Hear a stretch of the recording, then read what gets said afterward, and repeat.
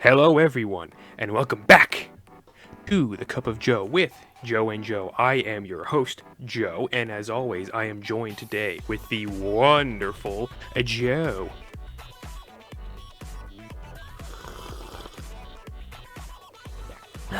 Ladies and gentlemen, we're at that point in the semester where, 8 cups a day might become a normal thing. Jesus Christ. If I didn't know you any better, I'd always say, that kind of is a normal thing for you. Yeah, but this is the thing, this started the third week of school, and everything has already gone to shit, so I guess it's gonna be that type of semester, bring it on, I guess.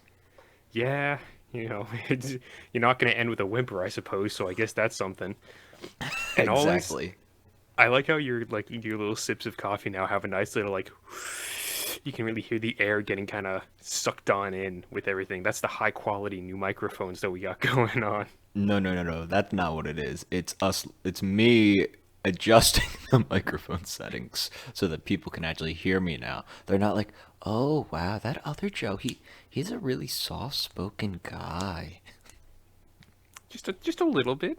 I mean, when compared to me, just a tad more soft spoken. But that's it. That's all. Okay, Joe. So we are here in week 16 of Cup of Joe with Joe and Joe podcast. That's what you're listening to if you couldn't read the title or look at the thumbnail or do any of those things. Um, and so today, it's the movie edition. Happy Tuesday, everyone. Hope you're having a good week so far. Um, and we are going to be looking at The Place Promised in Our Early Days, or as I like to say, the movie with too many words in the title. Sounds about accurate. Yes. Joe, tell me a little bit about the origins of this film and its creator. Well, this is another Makoto Shinkai film, and we covered Makoto Shinkai's probably most popular film, Your Name, as the first movie for this first season 2 or volume 2 of Cup of Joe, after our year hiatus. Yes. Um, Makoto Shinkai is a Japanese uh, anime creator, director, whatever you want to call him. I believe he does a lot of the art as well. Um, and this is one of his earlier films. This was made in 2004, and definitely nowhere near as popular as Your Name, Weathering with You, and 5 centimeters per second. And I'd say for good reason. We'll get into that. But I wanted to pick this because I wanted to pick a movie that Joe and I had never seen before, and I was in the mood for a anime movie, and I had mentioned in the first episode of Volume 2 that eventually I wanted to watch a movie, a Makoto Shinkai movie that neither of us has seen. So I pulled the trigger. I picked The Place Promised in Our Early Days. Um, and Joe, let me hear. It's interesting. I feel like we're going to talk about this for a little bit, so I want to hear your thoughts first. All right. Well, segueing from that trigger analogy you just pulled, Studio Trigger, popular for such things as Gurren Lagann, which I think this film pulled that. I did that really awkwardly. I wanted to say I think this film pulled a Gurren Lagann, even though it came out 3 years That prior to was Gurren really Lagann. rough. It was terribly rough. My brain is a little bit. It's the same thing. Week 3 of school is kind of it's hitting me. But As the why? kids say It's not. differently. It's not. That's not normal. What's up? What did they put in the water this year, man? Like, Um, damn. yeah, I don't really know. It's whatever it is. It sucks and it rattles my brain and it makes me go short attention span a lot, and I can't handle Mm, it, mm. or anything for that matter, and it Preach, really brother. pisses me off. Preach, brother. Uh, Mm. that's the end of the preaching. Now we're just gonna talk dum dum about a big movie. So this film pulled the Gurren Lagann, as I said in my terrible segue from 5 seconds ago. Um, but it does something where it starts. I have it written in my notes here. Starts good, time skip, gets bad, really emotional ending. And so to elaborate on that a little bit, like the beginning of the film, also spoilers for The Place Promised in Our Early Days, if you couldn't tell from what we're doing here. But so it starts, you got the two guys. Also, another thing, I took notes. I didn't write down any of the characters' names. I'm not going to remember any of the characters' names whatsoever. So I'm going to call, there are three main characters. So from henceforth, they will be known as Glasses Boy, Boy, and Girl, okay? That's what's happening. That's what's happening. So if you know the characters, you know. If you don't, I'm sorry. You'll understand when you see it, though. It's like it's a trifecta sort of a thing. Like I said before in one of our earlier episodes, where it's like the trifecta of characters is just always a good thing with like the likes of Danny Phantom and other things that I mentioned beforehand. But in the beginning of this film, it starts off. They're in middle school, right? The main kids. Yeah, their last year of middle school, I believe. Right. Okay. So it's their last year of middle school. Uh, Glasses Boy and Boy are getting a job, like they got like a summer job sort of a thing lined up with a like a weapons manufacturer or like an engines Weapons like a manufacturer. yeah, which I was also like you can just work there as like a 13, 14 year. Okay. Japan is a little different. So I had that same feeling, but the fact that it's Japan and I don't know, based off what I've read, seen with Japanese culture and stuff like that, it didn't overly surprise me that they would be almost like encouraging people who are like what in middle school, so maybe they're like 14 or whatever, be like, oh yeah, go get a summer job, be worried about this stuff because I mean that's a recurring theme in Japanese films or in anime films or anything like that, that they a lot of times are like, oh, did you pick your college yet? Did your entrance exams? And even though Americans stress about that stuff, I feel like in Japanese culture it's way more important. Oh yeah, it's significantly more like you stress out about that a whole lot. Like we might be stressed right now as our senior year, uh, trying to get all that stuff done. But I just imagine their culture over there. It's just probably so much more like overbearing on them, and they're just like, oh crap, I gotta do this. I gotta do it right. Um, but so they go and they work at a weapons manufacturer for the summer. They got that whole thing lined up because they want to build a plane, and they want to fly this plane to some weird infinity tower that kind of goes on. It just goes from ground to space. Go from ground to space. It's no one in sight. This tower is very tall tower. And then they also meet girl. Um, Again, I don't remember her name. Joe, do you remember her name, or are we just gonna call her girl? Ah, man, when you said that you couldn't remember the names, I started laughing because as I was watching the movie on Saturday, I was like, I'm not gonna remember any of their names. Thank God. Okay. So I don't feel terrible being that the other 50% of this podcast is that much more knowledgeable or remembers more than me. No, Okay, man, it's that's all fine. good. We let our hair down here, or in my case, my non-existent hair. Yes, exactly. Whereas me, I'm pulling a Aaron Yeager in season 4, and I'm just kind of letting mine grow as long as it wants to. I think I might let it go until Thesis is done. Like I'm gonna pull like a Naked Jakey Oh, where he just let his hair and beard grow until he did an album or something like that, and that was his incentive to get it done. So I'm like, maybe I should do that. So I might I like gonna that. look like a goddamn hobo. You'll look like me during quarantine when I I I didn't cut my hair or shave my beard, and I use the word beard very loosely because it's more just pubic hair on my face. I'm gonna look like that, except with a bigger beard, and I'm not gonna have nose piercing. So I forgot bonus about that points for part. me, I'd say. Yeah, Completely exactly. forgot about that part. Yeah, much like I forgot about where we were in the movie. Oh, big plane and big tower. That's what's going on here. Big brain plays. Big brain plays, exactly. But so I'm not going to do a play-by-play of this movie because I feel like that'd be incredibly boring if we just did a play-by-play. It I just just too wanted to much. kind of Too like way too much. it's just way too much, exactly. But I just wanted to say why I did my Gurren Lagann comparison where I said start good, time skip, gets bad, really entertaining. Because the beginning of the film, it's really nice. You're kind of intrigued learning about this world and just kind of seeing what's going on. Girl is having some weird trips where you're just kind of like, what kind of psychic powers or drugs is she on? I got like, I don't know about you, I got like some Akira vibes almost.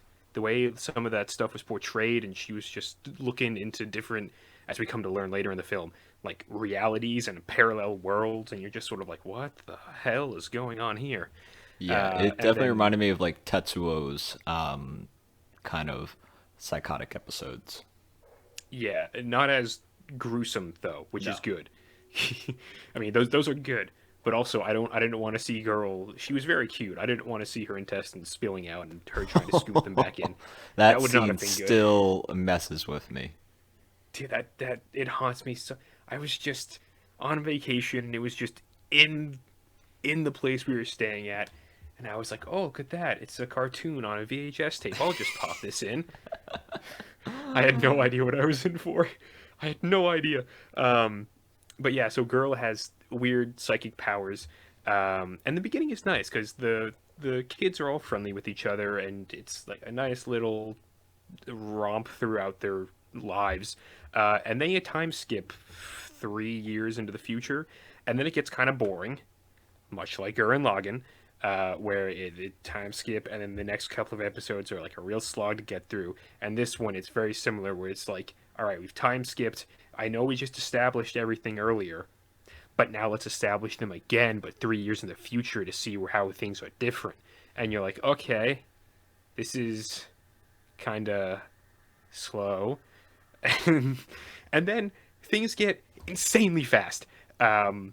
Where I think the biggest thing, like the biggest whiplash of like, now we're here, now we're there, now we're here sort of a thing, was when Glasses Boy, after getting shot in some weird terrorist thing or like political thing, because also there's like an undertone of like a war's about to break out or some shit. I don't really know. I didn't pay attention that much. I watched the sub and then the dub because the sub was god awful and it was so hard to read the subtitles. Anyway, he gets shot and then he gets like not healed but like his arm is put in a sling and he's kind of like okay, and then other boy comes back and they're like okay, now we're gonna meet up, we're gonna talk, and they're doing it where they have the plan that they never finished from when they were kids.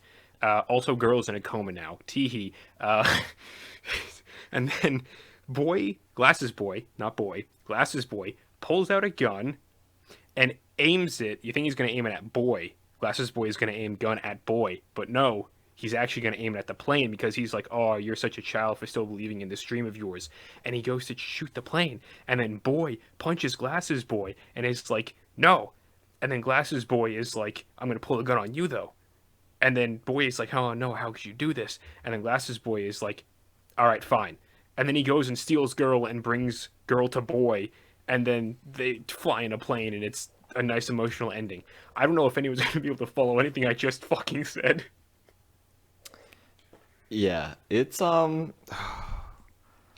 it's a wild movie. The only I it's so funny because like the little cover of the movie just does not prepare you at all for the actual movie. The cover has like the boy and the girl playing like violin back to back, and you're like, oh, is this gonna be a romance? No, no, not. It's a I mean, romance kind in the of. last third of the movie. I mean, it's kind of hinted at in the beginning, but it's also terribly woven in, like in the first and second third, and in the last third, it's kind of just like, "Oh, I've loved you all this time," and you're like, "What?" Yeah. So when I picked this movie, when I was like there was a couple of there was like two or three other Shinkai films where I was like, okay, am I gonna do this one? And I picked this one because there was like a Reddit where a lot of people said they liked this one. I was like, oh, okay, I'll pick it. Um, and it just had like a super short description on the Reddit page, and I'm not sure if you noticed this, but well, obviously you noticed that Japan is now split in half, the North and the South. Um, Yes. Do you know what they mean by the Union occupies the North?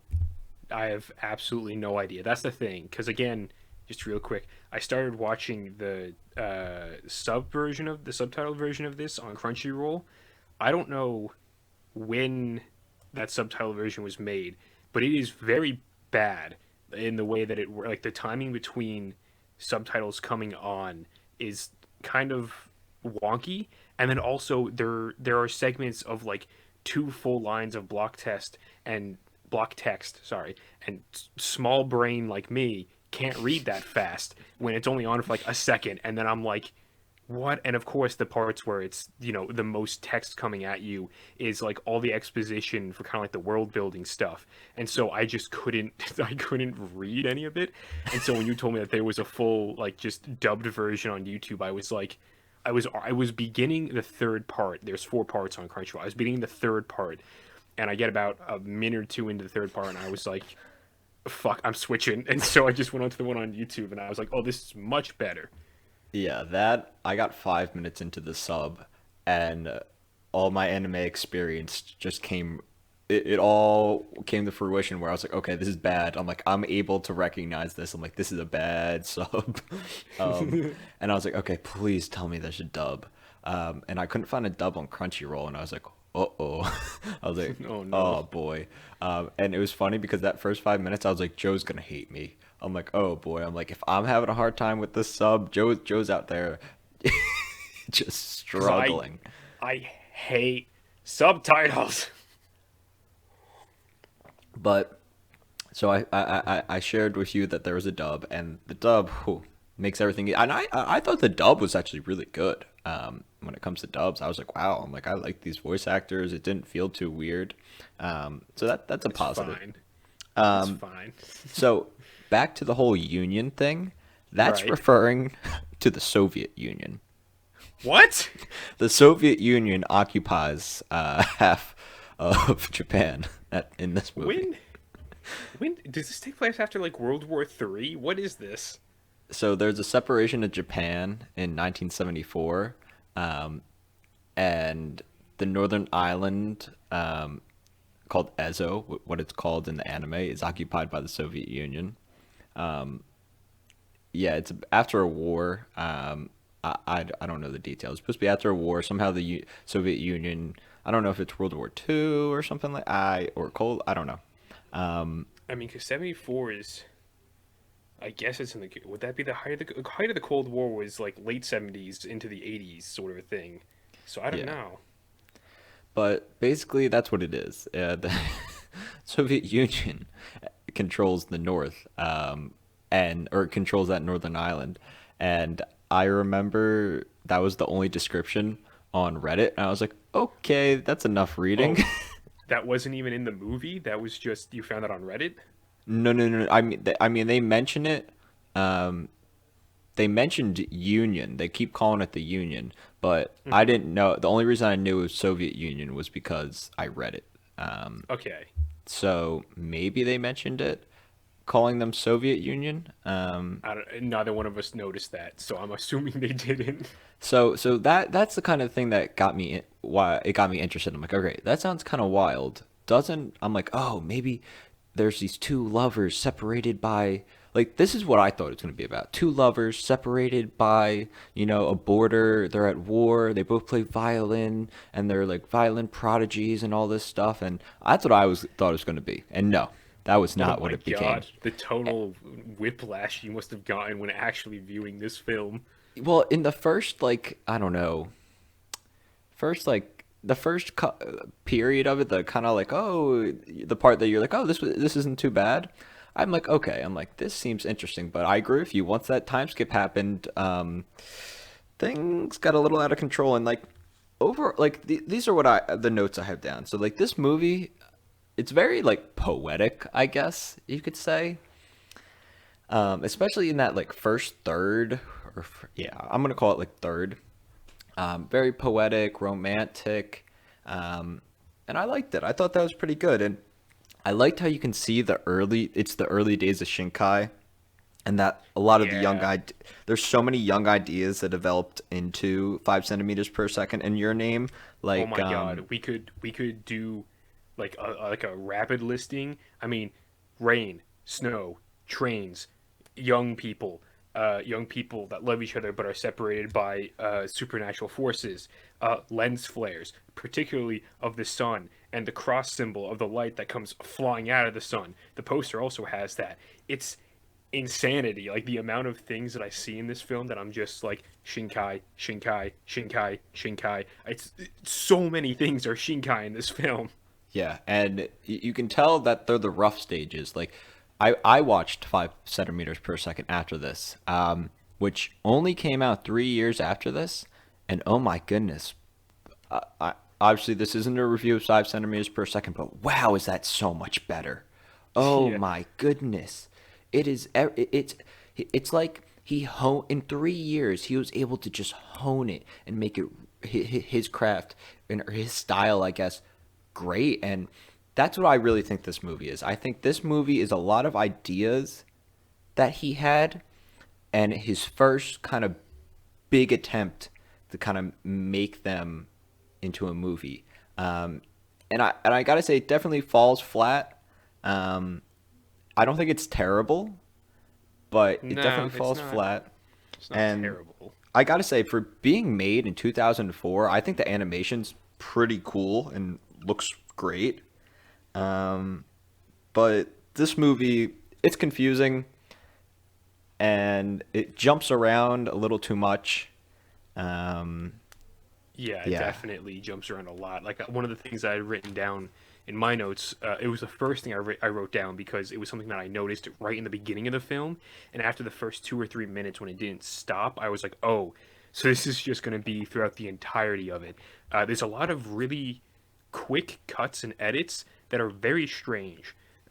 It might just be because I don't speak Japanese, and so the way it's like it flows might be different.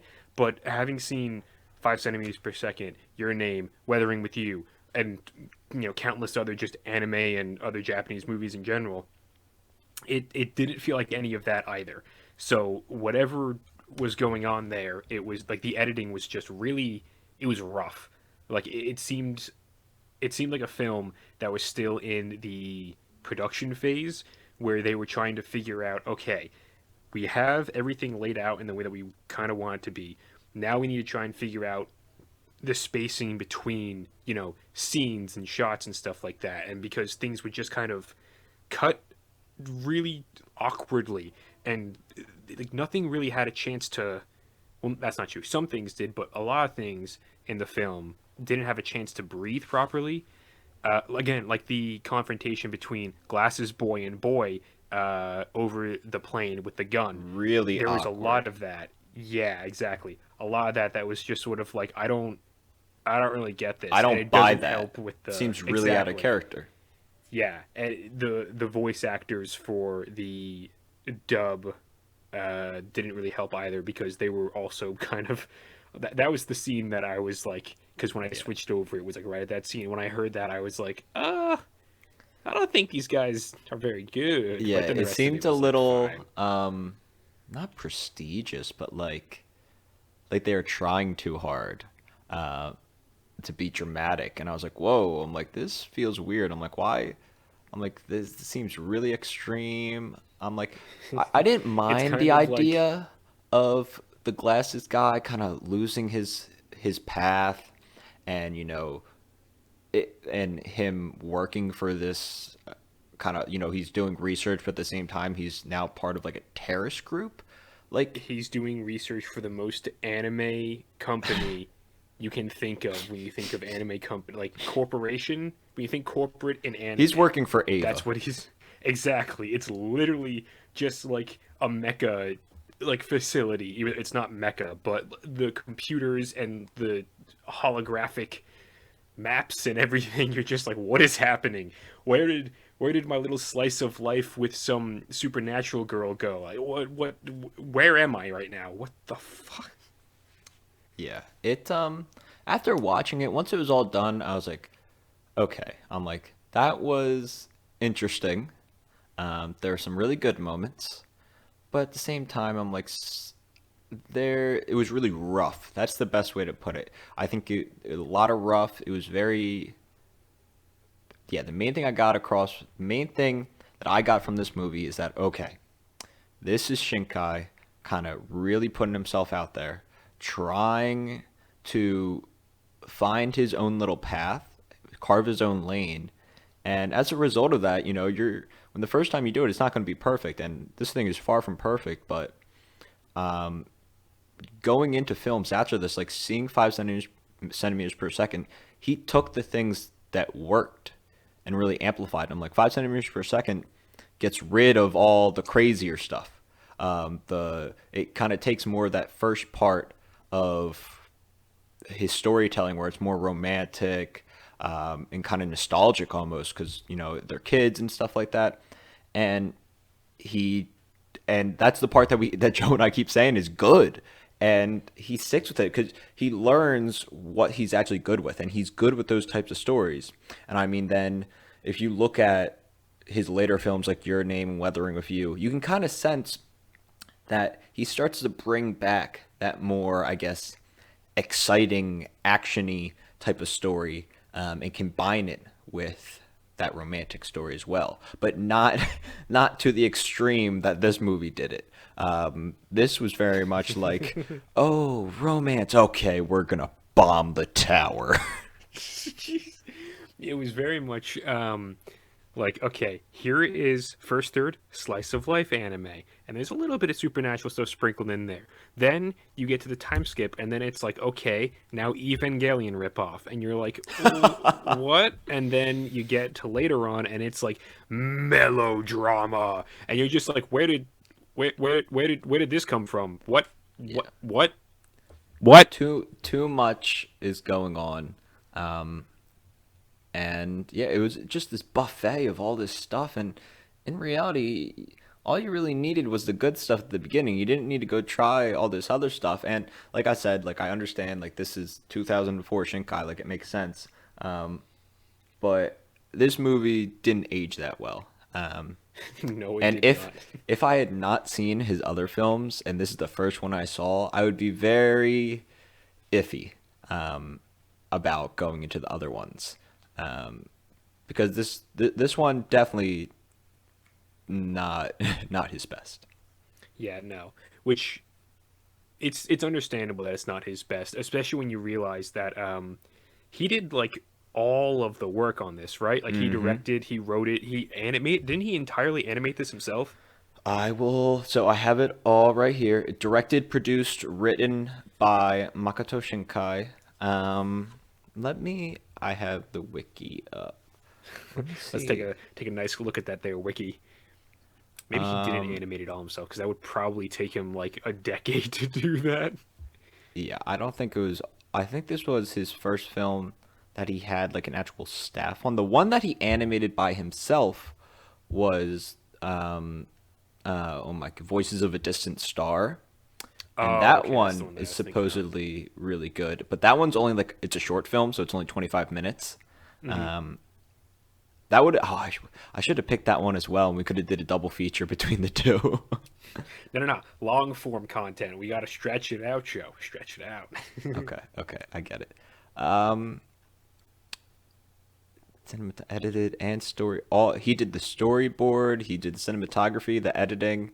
Um, so no, I'm assuming he had a team with Yeah, but actually. everything else, like the editing, the storyboarding, the writing, producing, like all Shinkai. Like thinking about that, that's insane. Like how many filmmakers do you know that do all of those things? I think the only person that comes to mind, even on the same level, is probably, and I know Shinkai hates being compared to this man, but is Miyazaki. Because, Miyazaki storyboards all of his stuff himself as well. He doesn't, I'd say he writes his films, even though he famously doesn't. He kind of just storyboards and lets that be the Hmm. writing for the whole thing or whatever. But like not Shinkai, Miyazaki is the only other like filmmaker that I think of that does something like this. And obviously, as time has gone on, he's let more people into the process, and he's got his. I'm gonna forget the name, but Miyazaki has his composer that he always goes back to make all the songs for his films and all that sort of stuff. And seeing Shinkai do something like this is where he kind of like making his bones or whatever, and then seeing how he's grown from this, it's really incredible. Especially because we've seen 5 centimeters per second and Your Name and Weathering with You and all these films that he would later make that you're just like, wow. Because on the one hand, this film not that great when compared to those other films, but then on the other hand, you look at it and you're just like, whoa, that scene in the hospital wing when boy goes in and now stretches his hand and girl in parallel dimension is there and also stretches out her hand and they touch and then whoosh and then all of a sudden they're in a weird otherworldly dimensional bubble sort of a thing and they can see each other. I'm just like, Your Name. That's Your Name over there. Yeah, big time, big time. And it's funny that he had that idea in 2004. Like he had Yeah.